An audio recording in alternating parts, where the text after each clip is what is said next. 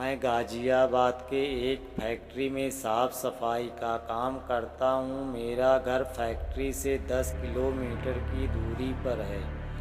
मेरे पास एक साइकिल है जिससे मैं अपने घर से फैक्ट्री और फैक्ट्री से घर आता जाता हूँ। एक दिन जब मैं फैक्ट्री से घर जा रहा था तो रास्ते में मुझे एक लड़की दिखाई दी और वह मुझे घूर घूर के देख रही थी।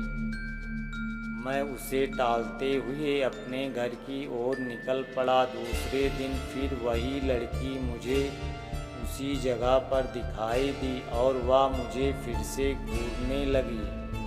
फिर भी मैंने उसकी तरफ पलट के नहीं देखा और अपने घर की ओर निकल पड़ा।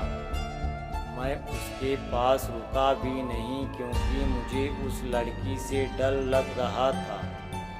वह लड़की कई दिनों तक मुझे देखती रहती थी। एक दिन वह लड़की वहाँ पर नहीं दिखाई दी तो मैं सोच में पड़ गया, ऐसा क्या हुआ जो वह लड़की आज नहीं आई। फिर मैं अपने घर की तरफ निकल पड़ा। एक हफ्ते के बाद मेरे घर पर एक चिट्ठी आई और मुझे पता चल गया था कि यह चिट्ठी उसी की ही है। उसमें उसका नाम रेखा लिखा हुआ था और उसमें से एक फ़ोटो निकली थी जो कि उसी लड़की की थी। मैं चौंक गया कि उसे मेरा पता कैसे चला।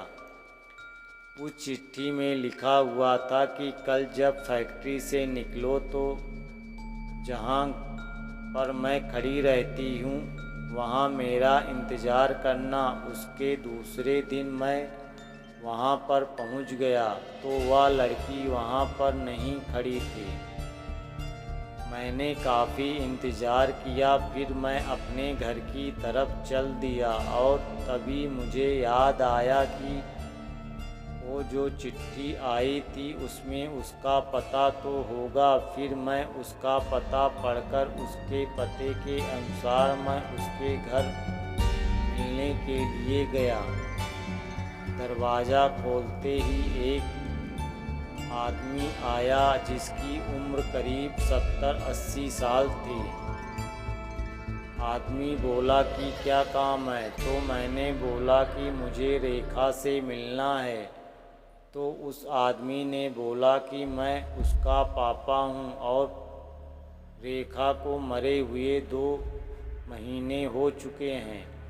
मेरे हाथ पांव कांपने लगे। मैं सोच में पड़ गया कि वह लड़की जो मुझे रास्ते में मिली थी और जिसने मुझे चिट्ठी भेजी थी वह कौन होगी। मुझे लगा कि वह उसकी आत्मा होगी।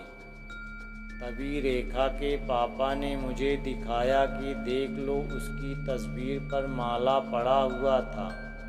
तभी मैं भागकर अपने घर पहुंचा। फिर मैंने उस चिट्ठी को जला दिया और उस दिन के बाद से मैंने कभी भी अनजान लोगों से मिलना और बात करना बंद कर दिया। हमारी कहानी अच्छी लगे तो प्लीज़ लाइक, सब्सक्राइब, कमेंट ज़रूर करें। धन्यवाद जी।